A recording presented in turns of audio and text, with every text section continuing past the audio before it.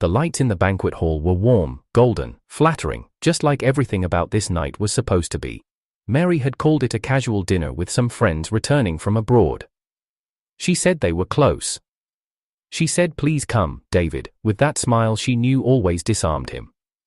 So he came. He wore the charcoal blazer she said made him look dangerously decent. He even brought the red wine she liked, imported, expensive, but not flashy. He hadn't even sat for 10 minutes before he realized he'd walked straight into a performance. At the center of the room, laughing softly and sipping his champagne, stood George. Same perfect posture, same light gray coat with the scarf tucked in just so. The same George Mary used to bring up in stories like he was nothing.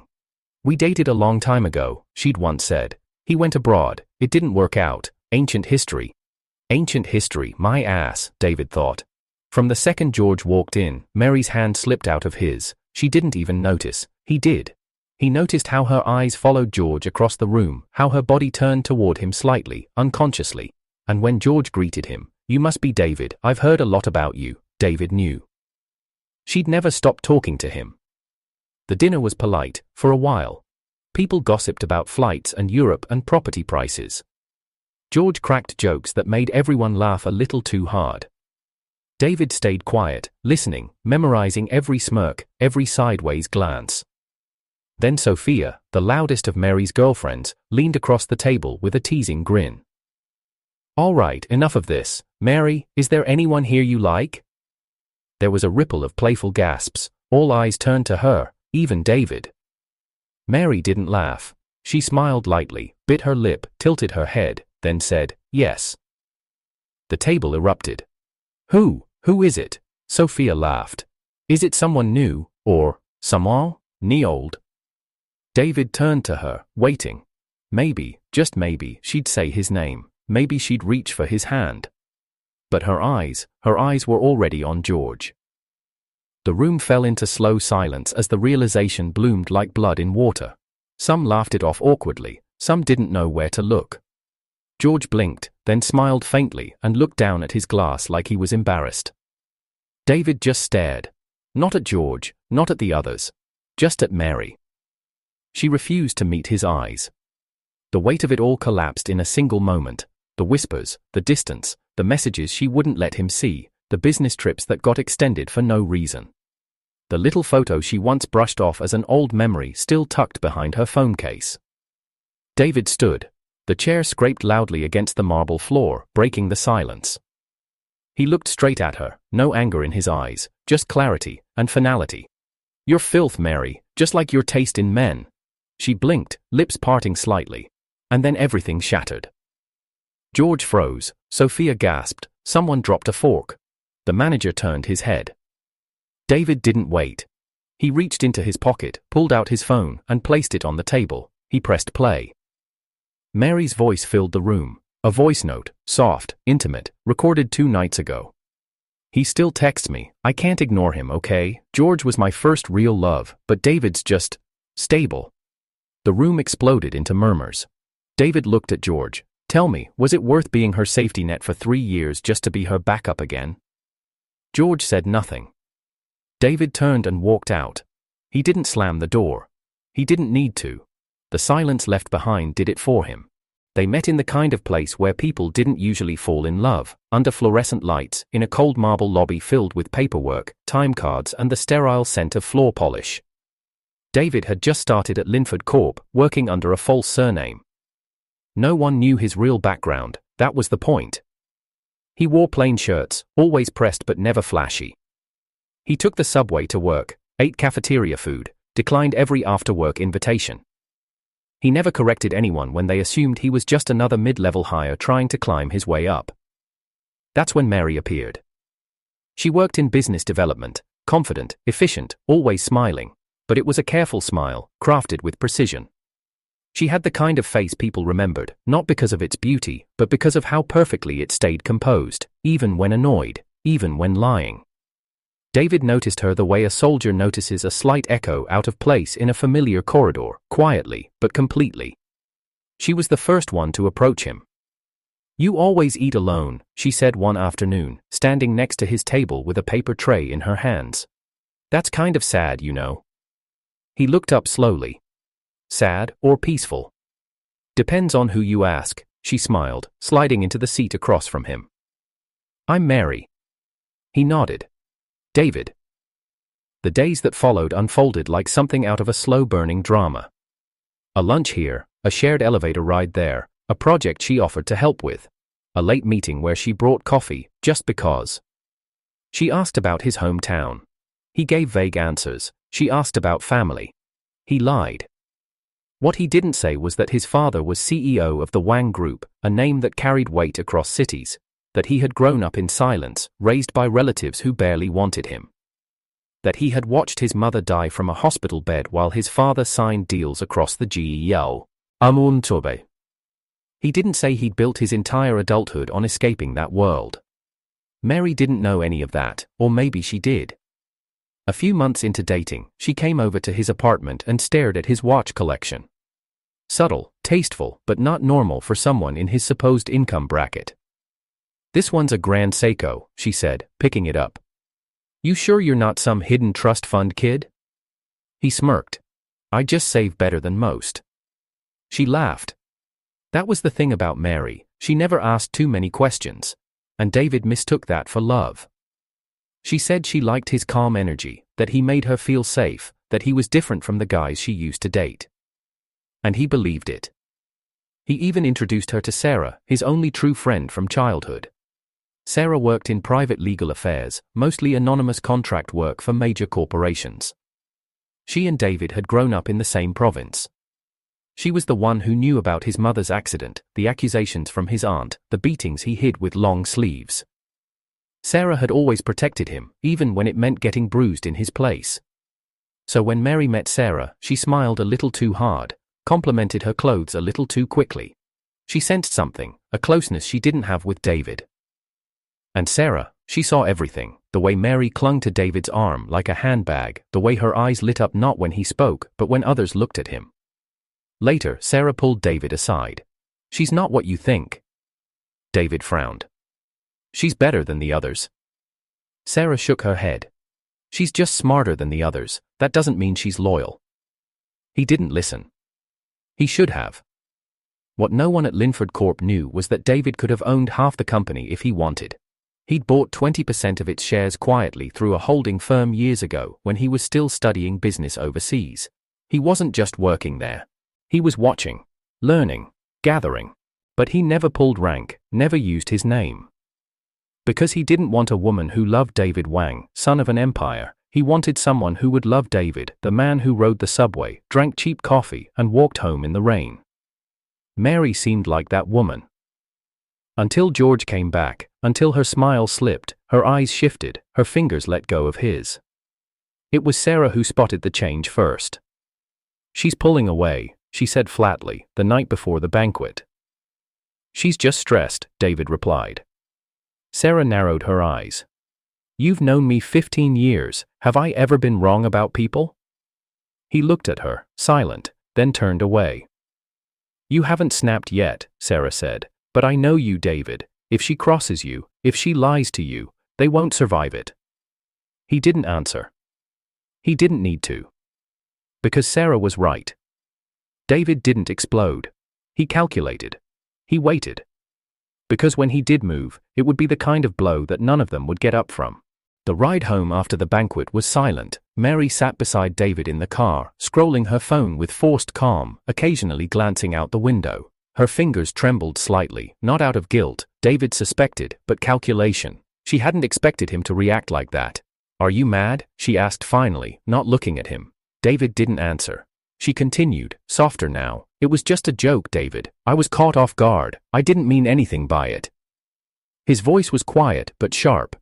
You looked directly at him when you said yes. Mary's lips pressed together. She didn't deny it. Just whispered, don't make this a big deal. He didn't respond. He was already making it a big deal, internally. Back at his apartment, while Mary was in the shower, David sat on the edge of his bed, scrolling through George's profile. It was public, of course it was. People like George wanted to be seen. There was a photo taken at the edge of a cliff, the sea behind him, waves crashing mid-frame. A woman's silhouette visible in the corner, back turned, hair dancing in the wind. David opened Mary's Moments feed.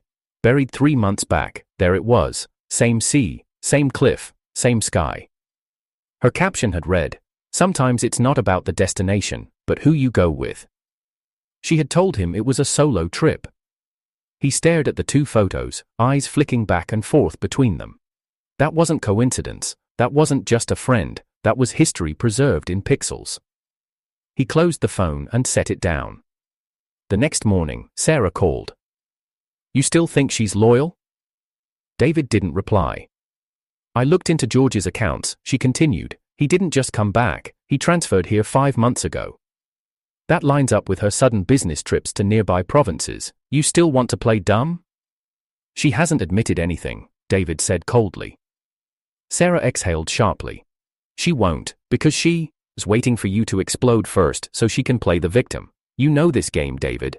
He clenched his jaw. "I'm not doing anything until I'm sure." "You are sure, you just don't want to be." He hung up. Later that night, Mary suggested they meet the group again. "Just a small get-together," she said casually. "It'll be good to clear the air. George will be there, but I want you there too, so it doesn't look weird." David raised an eyebrow. "Doesn't look weird to who?" Mary's smile didn't reach her eyes. "You're overthinking again." They arrived late. The private lounge was dimly lit, voices soft and drunk. George was already there, coat off, shirt slightly unbuttoned, cheeks flushed from wine. He stood when they entered. "David, good to see you again." David nodded, ignoring the extended handshake. Mary sat beside George. David took a seat across the table. As the night wore on, the air grew warmer, messier. They played games, dares, drank too much. Mary kept losing. Then came the question, if you could undo one relationship in your life, which would it be? Mary smiled, tipsy, and answered too quickly. "I don't believe in undoing anything." But she didn't look at David. She looked at George. David said nothing. George poured her a glass of wine. Mary hesitated, glanced at David, then took the glass. An hour later, George slumped back in his chair, eyes red, his voice slurring slightly. "I shouldn't have drunk this much," he mumbled. "My skin's acting up, damn allergies." Mary snapped to attention. "Why didn't you say something earlier?" He shrugged. "Didn't want to ruin the mood." "You know you're allergic, George." She turned to the group. "I'll take him home." David stiffened. "I mean, just to get him into a cab, of course," she added quickly, standing. "He's not well." David stood too. "I'll call a driver." But George grabbed Mary's arm. "No need, she knows my place, it's close." David looked at her. She didn't meet his eyes. Just said softly, "It's fine, David, he needs help." David's voice was low. "You sure you want to do that?" Mary touched his wrist. "Don't make it more than it is." "I'll come back after." He didn't say another word. He stepped aside as they walked past. But as George passed him, he smirked, not cocky, not loud, just a tiny, sideways pull of the lips. David saw it. So did Sarah, who stood quietly near the door, unnoticed by the others. She had been watching the whole time, arms folded, silent. As Mary and George disappeared down the hallway, Sarah walked up beside David. "You still needed proof?" David's eyes didn't leave the door. "Now I have it," he said. David didn't go home that night. He wandered the streets instead, letting the city lights blur through his windshield as the rain smeared across the glass. His phone buzzed, another message from Mary. "He just needed help. I couldn't ignore someone in danger, David. You'd do the same, right?" He put the phone face down on the passenger seat. It buzzed again. "You're misunderstanding everything. I'll explain when I see you." The lies were gentle now, coated in sugar, soft words typed by shaking hands, but the betrayal had already rooted itself too deep. David drove aimlessly, finally stopping in an empty parking lot. For a while, he just sat there, forehead against the steering wheel, breathing slowly, and then, the memories began clawing back. Not of Mary, of a different woman, a softer voice, a real smile, his mother. He was 9 when she packed his clothes into a thin cloth bag and knelt in front of him, hands trembling. "Your father needs me to help run the new business. I'll come back soon, okay?" She didn't. David was sent to live with his father's older brother in a dusty rural town where children learned hunger before they learned math. His aunt resented every breath he took. "You're just here because no one else wants you," she'd sneer. "Don't act like you're anything special." He washed dishes taller than himself, folded laundry for cousins who kicked him under the table. He used to sneak leftover rice when no one was looking, and once got caught eating a stale bun. They said he stole it. They made him kneel in the courtyard for hours in the cold, bare knees on gravel. He remembered the neighbors walking past, whispering, the way the stray dog stared, how his stomach growled louder than his voice ever did. He never cried. Even back then, David had learned that tears were useless. What he did instead was watch, learn, endure, build something within that no one could touch. At school, the other kids mocked his accent, his clothes, his silence. A teacher once gave him detention for being too cold. He scored first in class every term, but no one congratulated him.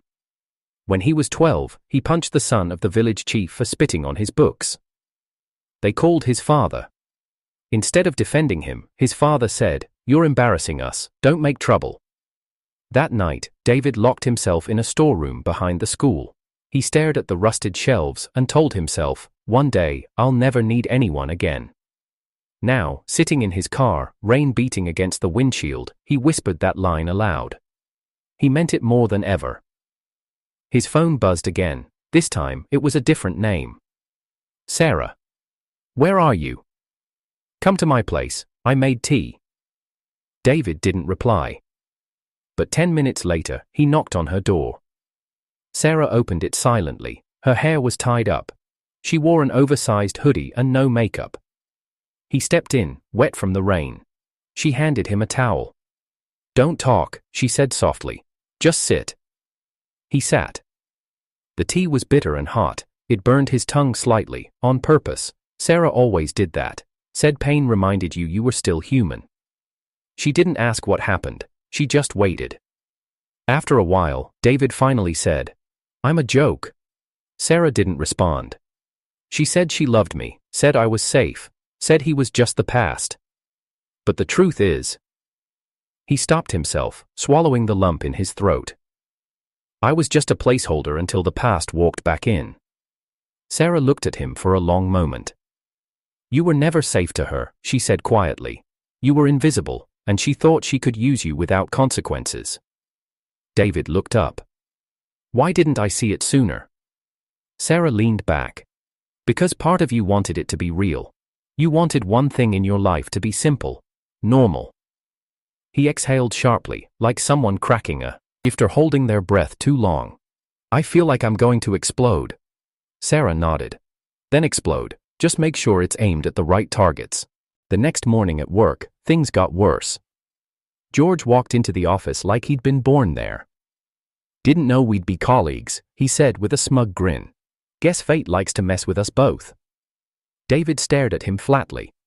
"Didn't know cockroaches knew how to operate a keyboard." George laughed like it was a compliment. Mary had recommended him for a position. Said he was talented, experienced abroad, and emotionally mature. He was none of those things. He made small talk loudly, dropped David's name into meetings with sarcastic edge.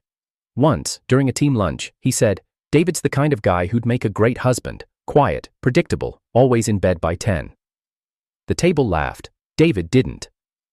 He was watching, calculating. George didn't know who he was really messing with. Later that week, Mary messaged again. "You haven't talked to me in days. I feel like you're punishing me." "He's just a friend, David. Please trust me. Please let this go." David deleted the message without reading the rest. The slow burn inside him had turned into something darker now, cold, steady, focused. Sarah called him that night. "Have you decided what to do?" she asked. "Yes," he said. "I'm going to tear down their little fantasy, piece by piece." Sarah's voice was calm. "Do you want help?" "No." Pause, then, softer. "But I want you close by." Sarah smiled on the other end. "Always." David stared out his window into the city skyline. They thought they were clever. They thought they'd played him. But David was done being quiet. It started with whispers, sudden, casual, calculated. "Isn't David dating that Mary girl? Didn't he come from some rural town? I heard he used fake credentials to get hired. I think he's got debt. Or a sugar mommy." David noticed the shift, eyes lingering too long. Colleagues suddenly quieting when he walked by, comments about his living standards dropping into conversations like stray bullets. Then it hit the company's internal board: beware of this man, David L. Fake luxury, fake charm, real danger. It came with blurry photos: David stepping out of a black car, entering a luxury watch boutique, standing beside a woman who looked vaguely like someone's sponsor fantasy. The woman was Sarah. Underneath the post was a comment thread stretching dozens of replies long, most anonymous, all venomous. "Uses women for money. Heard he squats in rich girls' condos. Doesn't even have a real family background, complete fraud." And in the middle of it all, David spotted the source: a dummy account created just a week ago using an overseas IP, but with digital fingerprints identical to George's online habits. He didn't even flinch. He forwarded the link to Sarah. One line only. "Run the trace, quietly." 15 minutes later, she called. He tried to use a VPN, but the fool synced it with his WeChat, logged into the same device with his real name 3 days ago. "The IP's been locked." David's voice was calm. "Get me everything, metadata, login logs, timestamps. I want a package thick enough to slap his face without touching him." Sarah smiled through the phone. "Already on it." He wasn't going to confront George, not yet. George wanted him to break first, to lose his temper, to look like the savage. Instead, David waited. He began visiting places George frequented: pubs, parking lots, printing shops, the people George had borrowed money from, the girl he'd breed. Fly dated abroad, now back in the city and working night shifts at a convenience store. One by one, David started pulling the threads. He hired a small agency through Sarah's legal network. Not corporate, not flashy. Just 3 guys who were very good at digging digital graves. Within a week, they delivered a full dossier. George had lied about his degree. The foreign university had no such record. George owed over 300,000 yuan overseas. A case was still open in another jurisdiction under a pseudonym.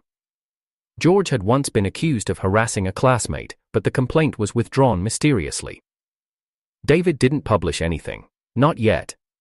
Instead, he made one small move. He created a throwaway blog and posted an article: "When Manipulation Looks Like Love, a deep dive into emotional blackmail in corporate circles." He included quotes, anonymous screenshots, a voice note from Mary, months ago, saying, "George always said he'd come back and fix everything. He made me promise not to tell anyone we kept talking. I had to lie to David, but it's not like he needs me the way George does." He watched the post crawl across platforms. People speculated, some guessed, some didn't, but the effect was immediate. George's aura of respectability cracked. HR began quietly reviewing his application. Mary started calling again. "I'm so confused, I feel like someone's targeting us." "David, please, if this is you, can we just talk?" He didn't answer. She'd had her chance. What she didn't know was that David never planned to stay hidden forever. His name, David Wang, wasn't something he threw around, but soon, they'd remember it, every last one of them. Because once the CEO of Linford Corp returned from his overseas conference, he'd walk into the boardroom and publicly shake David's hand. And when that happened, everyone would know that the man they mocked owned 22% of the company. That the woman they ridiculed as his sponsor was Sarah Lian, legal executive and former investment partner in Wang Group. That David never once lied, he simply waited for their lies to bury themselves. He stood in front of the mirror the night before the board meeting, adjusted his cufflinks, pressed his collar flat. Not because he cared about appearances, but because he understood war. And tomorrow, the war would begin. Mary texted again. This time it was different, less pleading, more strategic. "Let's not keep hurting each other, the girls and I. We want to apologize properly. One dinner, then we all go our separate ways." David read the message slowly, his expression unreadable. He looked at Sarah across the room, seated on his couch, flipping through case files. "She's making her move," he said.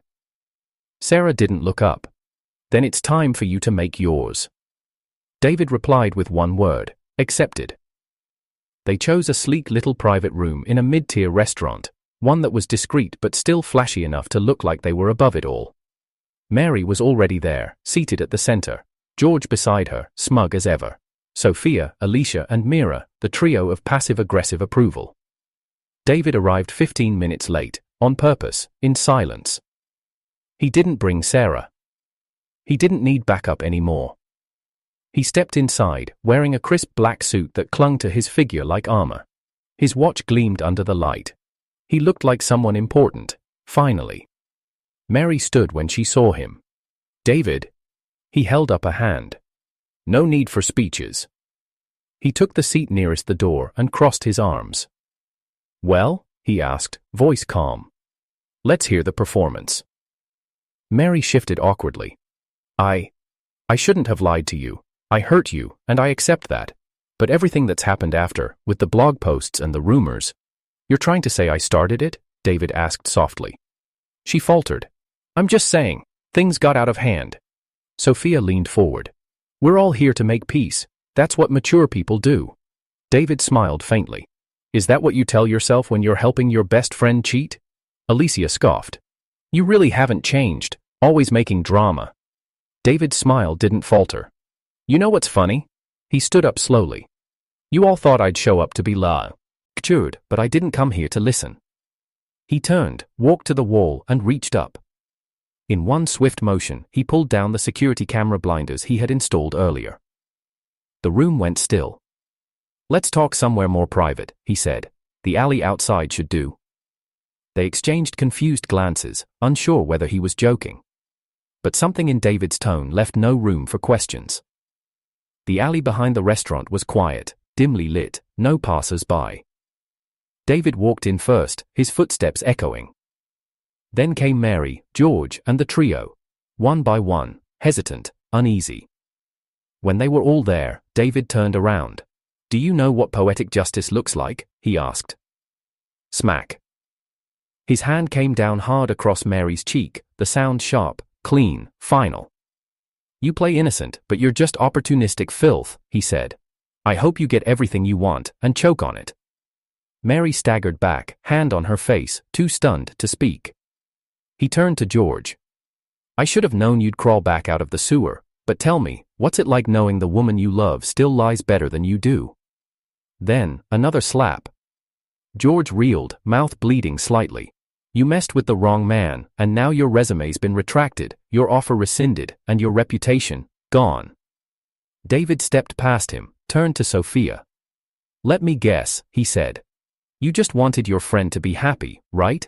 That's why you trashed me behind my back. That's why you spread rumors. That's why you ran your mouth like a broken faucet."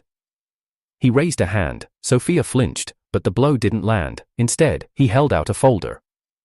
"Inside this envelope are screenshots of every time you lied about your husband's finances to your friend group, every time you photoshopped your receipts, every time you begged your boss for extra shifts while pretending to be rich online." Her face drained of color.